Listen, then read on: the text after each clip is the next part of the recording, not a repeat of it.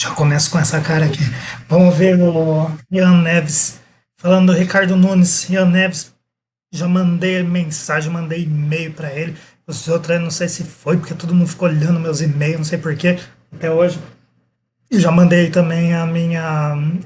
Encontrei duas meninas que eram da UP, lá na USP, lá em São Paulo, quando eu estava lá em São Paulo. Deixei meu telefone com elas para elas entregarem por Ian Neves. Uma hora eu vou te encontrar, cara. Uma hora a gente vai conversar. Uma hora a gente vai bater um papo. Caso você não seja de São Paulo, não saiba quem é o prefeito da capital, relaxa. A galera da capital também não sabe quem é o prefeito. Então não se preocupe com isso.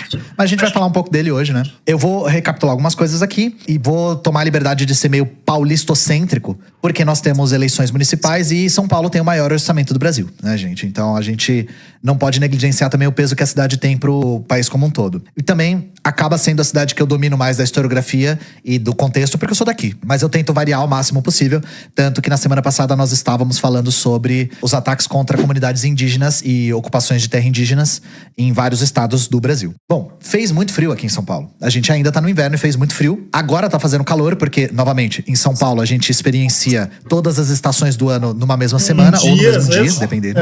Mas fez muito frio.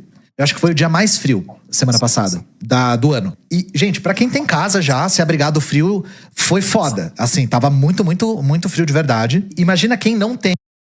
São Paulo, assim, é frio violento mesmo. Não é friozinho, não. É frio violento mesmo. Os frios... São Paulo venta bastante também. Campinas venta bastante também, que não morava lá. Frio violento mesmo. É frio de morrer mesmo. E morrem pessoas. De fato, morrem pessoas. Tem estrutura. Aliás, quando eu estava em Campinas, morreu um cara na frente da minha casa. Assim, morava lá na Glicério, acho que era isso, General Glicério, lá no centro, e morreu um cara na frente, tinha os Correios lá na frente, né? E morreu um cara lá na frente, depois de uma noite de bastante frio, assim. E aí eu me lembro, eu e minha ex-mulher, ela me chamou, assim, ela tinha acabado de acordar, olhou para da sacada, assim, e viu. Era um prédio lá que é colorido, assim, até hoje quem passar de lá vai ver o prédio que eu morei, ó, colorido, metade azul, metade amarelo, assim, não sei porquê, parece que pararam a pintura na metade, assim, foi muito engraçado. E tem os rolos, a marca de rolo lá também. E eu chamava de Cortiço, aquele prédio. E ele... porque imitava um cortiço mesmo. E ele cara morto, assim, na frente lá de casa, na esquina do Poupatempo ali, depois colocaram aquelas lonas pretas, assim, depois veio a ambulância e levou, só que só no outro dia, assim, ficou a madrugada inteira naquele lugar lá. Tinha visto, eu acho que eu estava dormindo, aí ela me acordou de manhã, assim, de manhã eu acordei, ela falou, isso daí tá aí desde de noite, e agora é que vão tirar e tal, acho que era umas 10 e pouco da manhã, e foi por causa do frio, né, que morreu. As pessoas, de fato, morrem pelo frio, não é só na Rússia que se morre por causa de frio, aqui no Brasil morre-se muito por causa de frio mesmo. Nenhuma para se proteger do frio. É disso que a gente vai falar hoje. A gente vai falar da população em situação de rua. Toda cidade tem ONG, tem movimento social que tenta levar o mínimo, né, para essas pessoas terem a sua sobrevivência garantida. Não digo nem dignidade, mas é sobrevivência mesmo. E a gente falou muitas vezes aqui do canal do Padre Júlio Lancelotti. Sobrevivência é uma questão interessante, né? Que as pessoas às vezes pensam que você levar comida para uma pessoa, você não está dando trabalho, toda aquela coisa. A gente tem uma relação muito esquisita aqui no Brasil com o trabalho. O trabalho é sinônimo sempre de dignidade, esse tipo de coisa. Isso daí não é tudo palavras ao léu, né? Tem gente que trabalha em casa, trabalha com... isso a gente assistiu no século XX, assiste ainda e vê isso, o trabalho das mulheres com criança, sabe, dentro de casa, trabalho agora com os pais dentro de casa. Eu, como fui pai, sendo uma criança, e fiquei em casa com ela, porque eu trabalhava em casa e estudava, também eu tive a oportunidade de criar uma criança, e é um trabalho igualmente, assim, você só não é remunerado, é um trabalho mesmo, é um trabalho diário de você ficar com uma criança, um trabalho de ensinamento e aprendizado. Você precisa ensinar a criança a decodificar o mundo, você vai mostrar livros e vai ensinar a falar e toda aquela coisa. não deixa de ser um trabalho. A gente costuma atrelar, que a gente não, vocês, eu não faço isso. Atrelar trabalho é um sinônimo de alguma coisa que vem dinheiro. Isso daí é meio que absurdo, assim. Nenhum lugar pensa desse jeito, né? É uma triste notícia, mas outros países não pensam desse jeito. Eles acham que trabalho é uma coisa que você tem diariamente mesmo. É, faz diariamente, e aquilo você executa. Só aqui no Brasil mesmo é uma coisa que é muito esquisita, né? Um negócio realmente digno de pena mesmo, né? Mas vamos lá. E da paróquia do Padre Júlio Lancelotti, que faz esse trabalho histórico e muito importante aí, e que é muito atacado pela extrema-direita brasileira. Nós falamos sobre todos os ataques ao Padre Júlio e a CPI que estavam tentando abrir contra ele. E, assim, às vezes é bom... Eu nunca entendi, nunca vou entender a razão desses ataques. Eu acho que o Ian Neves também não, e eu acho que a galera que está envolvida, que eu sigo o padre Júlio Lancelotti, mesmo não sendo cristão, eu sigo o padre Júlio Lancelotti há anos já e vejo o trabalho dele nas ruas, vejo o trabalho dele com as pessoas, e para mim, assim, se você acha que de fato Deus existe, se você acha, é uma pergunta quase que impessoal, não sou eu que estou fazendo. De fato, ele parece estar com aquele homem, está com aquela pessoa, sabe, que Jesus existe, que existiu e tal. Ele está com gente como aquela pessoa. Não é à toa que o Papa ligou para ele, conversou com ele. Assim, é uma coisa um pouco complicada o que as pessoas fazem de perseguir esse cara. Complicado não, é criminoso, né? A gente tem que usar as palavras, né? É criminoso mesmo, porque é um padre que só está fazendo aquilo que a parte que é mais cara ao cristianismo, né? Que é dar ao outro e tal, né? Você se lembra da partilha, né? Quando você fala de Jesus, você se lembra da partilha, você lembra do que é comunitário, você se lembra do que é o povo. Normalmente você se lembra desse aspecto de Jesus, você não lembra do aspecto de querer criminalizar essas pessoas. Isso daí foi papel do Estado na Bíblia. O Estado criminaliza Jesus pelo que ele está fazendo. E você não é o Estado. O Estado não é o mamãe caguei, sabe? O Estado não é essas pessoas que tentaram abrir CPI contra o padre. O Estado não são essas pessoas. O Estado é outra coisa, sabe? Outro departamento. Você não pode ficar achando que você é o Estado, que você vai julgar aquele homem pelo que ele está fazendo e tal. E por que razão vocês criminalizam uma pessoa como o padre Gil Lancelotti? Eu mesmo respondo, pode deixar. A pergunta foi feita por mim, então eu mesmo respondo. Ele mostra a vocês um defeito que vocês têm, né? Ele mostra um defeito de cristianismo que vocês têm, porque vocês leem a Bíblia de ponta cabeça. E aí ele mostra para vocês o lado certo de se ler, o lado correto, e isso incomoda. Isso incomoda. Alguém tem que falar, né? Vai fazer o quê? Bom dar tempo ao tempo, porque a gente começa a angariar novas evidências de por que as coisas acontecem. Vocês sabem que o meu papel aqui é revelar a porra do esquema, nunca só criticar, mas apresentar as raízes dos problemas e as soluções pra eles. E aqui a gente vai contribuir com a porra do esquema a respeito de por que o padre Júlio Lancelotti é tão perseguido. Primeiro de tudo, vamos falar sobre filantropia. Nem de longe filantropia resolve o problema. Nem de longe doação de alimento e agasalho resolve o problema. Não resolve. Mas é o mínimo. É o mínimo de humanidade para pessoas que estão numa situação de acúmulo de desvantagens que quem não tá na rua nem imagina como é. Então isso é o mínimo do mínimo. E até eu vou dividir isso aqui em dois, porque é muito grande, não tem jeito. E eu também faço muito comentário e não gosto que o vídeo fica muito grande. Mas quem já teve, eu já tive a minha era de épocas clandestinas, de vagar pela noite e conversar com pessoas de rua. Já tive a minha época, todo mundo que já foi, principalmente adolescentes dos anos 2000, pessoal dos anos 90, assim, as pessoas que eu conheço, são dos anos que cresceram, foram jovens nos anos 90, anos 80, anos 90, e começo dos anos 2000, a gente tinha uma outra situação de rua que permitia, de alguma maneira, a gente fazer isso. Permitia, assim, você vagava mesmo. Hoje a violência escalonou e você realmente não sabe o ser que você pode encontrar, que pode ser muito violento, muito mais violento do que tinha naquela época. Eu passei apuros na rua, todo mundo que estava comigo já também foi ameaçado, tudo quanto é coisa. Mas eram outras épocas e se permitia. E eu tive acesso, assim, eu tive contato com pessoas que moravam na rua. Eu tive contato, dava cigarro em troca de conversa. Ficava trocando. E essas pessoas normalmente têm umas histórias muito. Normalmente não, é padrão mesmo. Tem umas histórias muito tristes. Muito tristes. Por que que saiu de casa? Por que que não. Normalmente era traição da parte dos homens, era traição, era coisa que fugindo de alguma coisa, fugindo de algum, às vezes, algum delito. Conheci gente que tinha cometido crime, que estava na rua, conheci gente que estava porque se perdeu em droga e já tinha vendido tudo, estava na situação de já vagar, sabe, que os parentes ou seja, o abandono dos familiares é quase uma constante, sabe, gente que chorava ao falar da filha, sabe, chorava ao falar da família, esse tipo de coisa. E assim, olhando um pouco esses depoimentos e conversando um pouco com essas pessoas, eu parei de julgar, assim, o principal, você não pode julgar, assim.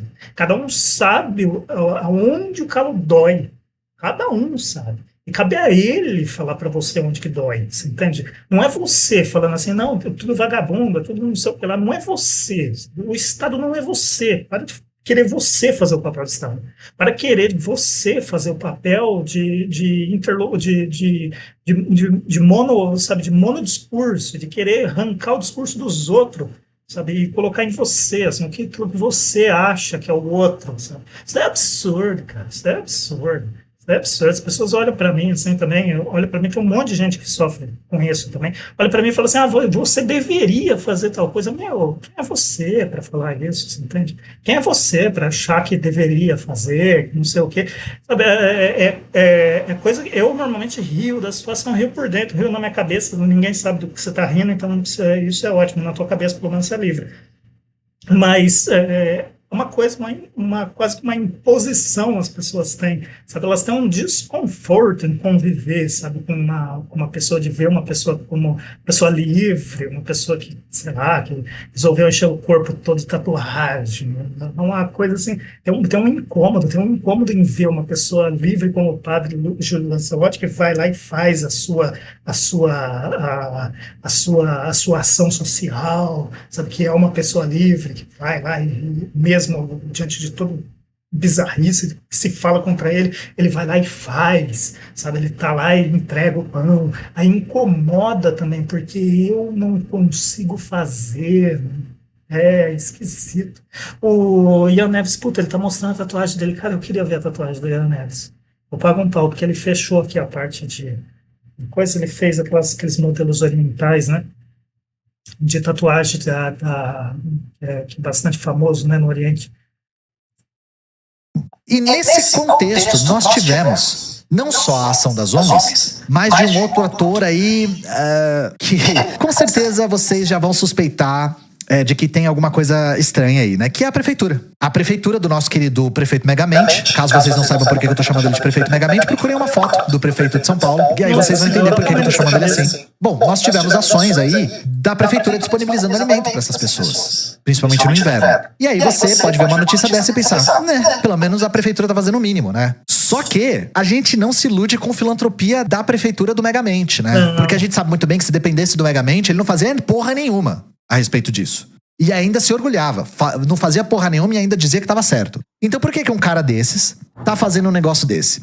Isso aqui é um excelente momento pra gente mostrar de novo, não só por que o Padre Júlio é tão perseguido, mas como não existe essa separação rígida entre Estado e burguesia que os teóricos liberais pregam tanto, como se Estado fosse sinônimo de comunismo e como se burguesia fosse sinônimo de liberalismo, capitalismo livre. Exatamente.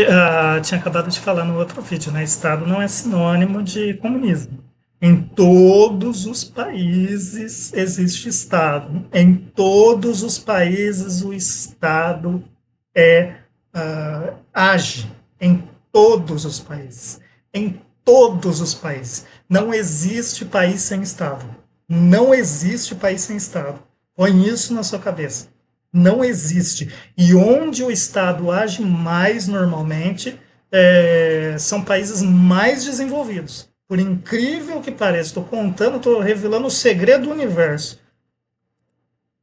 Mercado e progresso. Essa separação Não existe. Vamos lá. Prefeitura de São Paulo paga preço inflado em água e comida para a população de rua. Então isso aqui, começando pelo final, vocês já entenderam onde eu vou chegar. Dia 16, a UOL trouxe essa matéria aí que tá na tela, e essa matéria é uma denúncia. A denúncia é de que a Prefeitura de São Paulo pagou preços 400% maior do que o mercado em produtos distribuídos numa coisa chamada Operação Baixas Temperaturas. Operação Baixas Temperaturas. Vamos dar uma olhadinha nos preços. Operação Baixas Temperaturas. Prefeitura de São Paulo distribui comida e bebida para a população de rua em dias frios. Água, 4,11 por garrafa. A mesma marca no mercado é 77 centavos. Isso aí é piada, né? Não pode ser real, né? Não pode ser real, né? É piada, né? Piada. Pegadinha, né? Pode ser real uma coisa dessa. Não pode. Não pode. Isso tá de sacanagem. Não tá de brincadeira, né? Centavos. Sopa, 11,92. Chocolate quente, 4,32. Chá, 3,91. E marmita, R$10. Aqui são as quantidades. Já já a gente volta aqui para comentar. Nós temos aqui um trecho falando 335 mil frutas foram lançadas como se fossem chocolate quente. 335 mil frutas foram lançadas como se fosse chocolate quente. No chocolate, então, vai leite. Leite tem um imposto que é diferente de fruta, né? Que piada que é essa? Que piada que vocês estão contando? Hã? Que piada? Estranho, né? Estranho, esquisito. A gente já vai chegar lá. Aqui uma citação da matéria. As compras começaram em maio do ano passado. Até agora foram adquiridos 3,4 milhões de itens por 20 milhões de reais. A prefeitura está pagando por dia 143 mil para a empresa responsável. Como é que é o nome da empresa? Buffet Prime. Buffet Prime Alimentação, tá? Os jornalistas da UOL, um trabalho muito bom, diga-se de passagem, acompanharam a equipe da prefeitura durante a distribuição. O que eles relataram? A sopa, que seria a fonte de proteína, ou seja, deveria ter carne, frango, praticamente não tinha carne. Tipo... Sabe o que lembra isso? Gulag. Lembra Gulag? A sopa de lá era uma sopa rala. Foi difícil achar... Eu falo que a direita no Brasil, ela reproduz sistemas de escravismo de outros países. Países nazistas, países fascistas, países que tiveram política de extrema-direita. Você entende? Porque, se você analisar ipsis literis, uma parte da época da União Soviética, era uma política escancaradamente de direita. O jeito que eles faziam, né? Mandar as pessoas para o gulag, as pessoas inimigo político, é a mesma coisa que Bolsonaro quis fazer, mandar para a ponta de praia, esses bagulho que ele tirava do, sei lá, não sei de onde. Mas era escancaradamente você enviar essas pessoas e dar sopa sopa rala para as pessoas morrerem e tal, todas essas coisas. A política de direita ela sempre foi feita, porque a política de esquerda, a gente é fácil, né, de saber, a política tende ao igualitarismo. Então, tender ao igualitarismo não quer dizer que você vai ter o mesmo carro que o seu vizinho, pelo amor de Deus, não é disso que está falando. Está falando só que o igualitarismo proteico, sabe, que é o mínimo de proteína, de coisa que você se alimenta, tem que ser parecido com o que um filho de alguém que recebe 5 mil, 8 mil reais também recebe, você entende? É esse igualitarismo que você pensa. Então, a outro tem casa, você também tem direito a ter uma casa, você entende? Mas não precisa ser a casa dos sonhos da Barbie, com piscina e não sei o que lá, e não sei o que, você entende? É só ter uma casa. O outro tem cobertor, você também tem esse cobertor, sabe? Esse que é a ideia de igualdade. Não é a ideia de... Antigamente o pessoal tinha muito essa ideia, né? Eu acho que ainda tem. De falar assim, o comunismo, todo mundo ia vestir a mesma roupa, laranja, por exemplo. Não, é falta de criatividade sua. Falta de criatividade sua. Porque, aliás, a própria teoria comunista ela diz que o Estado deve se servir de toda a tecnologia que o capitalismo avançou. Assim. Não é um pouco ingenuidade. Né? Eu sou ingênuo. Entende como que a coisa é feita, né? Difícil, né? Vamos lá, vamos ver, os esquemão brabo. Dá pedaço de carne em qualquer sopa. E assim, o que eles estão tentando falar com isso, né? R$ 10 por 300 mililitros de sopa sem proteína é um preço completamente absurdo. É tipo R$ 10 por água suja. Isso foi o que eles conseguiram observar lá. É isso mesmo, porque hoje em dia você consegue pagar R$ 17 numa marmita completa, né? Só você vê a proporção, assim, uma marmita completa mesmo. E outra, nunca se esqueça, comida é a coisa mais barata que tem. Comida feita em... Os restaurantes, normalmente, a margem de lucro deles é de 400%, 800%, sabe? Varia nisso mesmo, varia nessa margem. Trabalhei já com comida também, varia nessa margem. Realmente absurdo mesmo, 1000%, porque a comida realmente feita em grande escala, ela é barata. É realmente muito barata. Pois é, Buffet Prime, hein? Buffet Prime. Agora é o momento que a gente começa a investigar o esquema. De quem que é essa empresa? Essa empresa é dos irmãos Fabiano Ribeiro da Silva e Juliano Ribeiro da Silva. Eu quero que, primeiro, vai ter muito nome que vocês não sabem quem é aqui, não tem a menor obrigação de saber, então talvez fique um pouco confuso. Guardem o nome Ribeiro da Silva. Essa família Ribeiro da Silva tem laços estreitos com a família de um vereador chamado Rodrigo Goulart. Rodrigo Goulart, do PSD. De novo, nós temos os Ribeiro da Silva e os Goulart. O Rodrigo Goulart e a família Goulart têm laços muito antigos e estreitos com o prefeito Megamente, o Ricardo Nunes. Muitos nomes, a gente vai retomar tudo. O que acontece? Esse Rodrigo Goulart, do PSD, é um vereador muito, muito influente na zona sul de São Paulo. O pai dele era deputado federal. O que acontece? Essa galera não consegue fazer nada sem deixar rastro. Esse vereador, que é de família de políticos aqui de São Paulo, é muito amigo dos donos desse Buffet Prime aí. O que eu tô falando de rastros, né? Por que eu falei que eles deixam rastros? Esse vereador, por exemplo, fez um projeto para renomear uma praça da Zona Sul com o nome do pai desses donos desse Prime aí. Ele chamava esse pai de tio. Tem uma foto desse pai, dos caras, donos desse buffet aí, que foi contratado, com um avental escrito Vote Goulart. O cara chama ele de tio, tá? Tio. O pai desse cara, do Rodrigo Goulart, que é o cara que era deputado federal, disse já uma vez, as famílias Goulart e Ribeiro da Silva são uma só. Tô falando isso tudo pra provar que a família dona do Buffet Prime aí, que distribuiu comida pra gente em situação de rua, tem laços estreitíssimos com a família de um vereador e um deputado federal aqui de São Paulo, que são muito poderosos e influentes. É isso que eu tô provando pra vocês. É por isso que eu tô falando. Tô repetindo várias vezes a mesma coisa, porque eu sei que é confuso. E aí a gente chega no Ricardo Nunes. Tem um outro membro dessa família, que é dona desse buffet aqui, que foi nomeado pelo Ricardo Nunes como chefe de gabinete de uma subprefeitura. Então a gente vê os rabos se prendendo aí. Beleza? Só tô usando isso como mais uma evidência de rabos presos. Voltando para a distribuição de comida. Essa empresa passou por uma licitação, por um pregão eletrônico, e a licitação era para fornecer alimento para a população em situação de rua durante a vigência do período de baixas temperaturas. Guardem isso. Durante a vigência do período de baixas temperaturas. Eu vou mostrar uma imagem para vocês aqui. São Paulo vai às compras. Isso aqui é a matéria da UOL. Personagens e processos da licitação para a operação baixas temperaturas. 4 concorrentes com melhores preços foram desclassificados. O vencedor foi essa Prime. Nós tivemos outros concorrentes que tinham preços melhores e foram desclassificados. A Prime venceu. Exatamente, isso aqui é um pouco complicado nas licitações, né? Que fica aberto quem são esses concorrentes e outra, quem entra para licitação, né? Já fiz licitação também na época que eu trabalhava na Suzano. Licitação é um negócio realmente muito interessante como funciona. Família Prime dá apoio ao Rodrigo Goulart, que é aliado do Ricardo Nunes. Isso aqui é um esquema de tudo que eu falei. Então, as outras empresas foram eliminadas numa coisa que é clássica de fraude de licitação, que é dizer que elas não atingiam, entre aspas, os requisitos, tá? E não imaginem... Exatamente. Em licitação é muito fácil de você fazer isso, né? Você pega e fala... De fato, você coloca tantos empecilhos para as outras, e normalmente eles têm acesso a essas informações previamente. Então, você coloca vários empecilhos para outras não concorrerem com aquela qual você quer que ganhe. É um puta de um esquemão. Puta de um esquemão antigo e assim, sempre foi feito desse jeito também.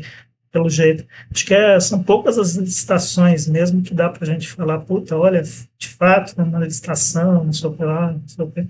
E vindo do governo do estado também, que é um governo declaradamente assim, um governo esquisitíssimo, sabe? É declaradamente esquisito. É praticamente isso, é esquisito o governo do Ricardo Nunes, é muito esquisito. E como ele assume também, é muito esquisito. É muito, muito esquisito. Então, deixa a coisa pior ainda. Então, deixa a coisa realmente muito pior. Gente, que essa que ganhou porque tinha mais qualidade. A gente já viu que não é o caso. Os jornalistas da UOL foram... Só lembrando também que o Ricardo Nunes está envolvido em muita coisa esquisita. Viu? O passado dele é um passado bem suspeito. Viu? lá ver e viram que a sopa era uma bosta. E mesmo assim, não existe justificativa para superfaturamento de garrafa de água. É água de maior qualidade, água Voss, por acaso, que eles estão comprando. Uma das empresas aí que não estava adequada pediu 47 centavos na garrafa de água, 3,27 na sopa, 1,76 no chocolate quente e 98 centavos no chá. Ou seja, são preços muito... Exatamente. O preço muito abaixo e o preço em parâmetro de escala, quando você pensa em grandes escalas, grandes quantidades, né? É um preço de fato verdadeiro, né? Ele soa como verdadeiro mesmo. Você fala 47 centavos porque, sei lá, vai comprar 350 mil, assim, de fato, faz muito sentido, né? Se transformar em 50 centavos e tal. Quem já fez licitação, como já fiz licitação, é mais ou menos assim que você joga no sistema mesmo. Você joga pela quantidade de produto que você vai colocar e o preço ele vai dar, por exemplo, sei lá, fazendo uma licitação para uma empresa, para a prefeitura mesmo, que seja. Coloca lá a quantidade, 100 mil. Se você pedir 100 mil, você vai pagar 58 centavos. Por que você não pede 150? Porque aí 150 você vai pagar 56, sabe? Você vai, inclusive, negociando também com o próprio lugar que você pediu a licitação. Isso faz muito sentido. A gatinha entrou. Faz muito sentido, porque, de fato, dá para conseguir preços muito bons através desse tipo de método. E isso aqui é um pouco mais compatível, né? Você pensa que é um pouco mais compatível baseado no preço da água ali, eu acho que é um café ali que tem uma coisa, e a comida também, né? Ela reduziu bem, né? Ele saiu de R$ 11, é um preço mais compatível, porque mesmo assim ainda tem lucro, né, na comida. Vai ter lucro, assim, o lugar, e mesmo assim na garrafa de água também vai ter lucro, porque essas garrafas de água... pra você ter uma ideia, na época eu trabalhava na Saraiva,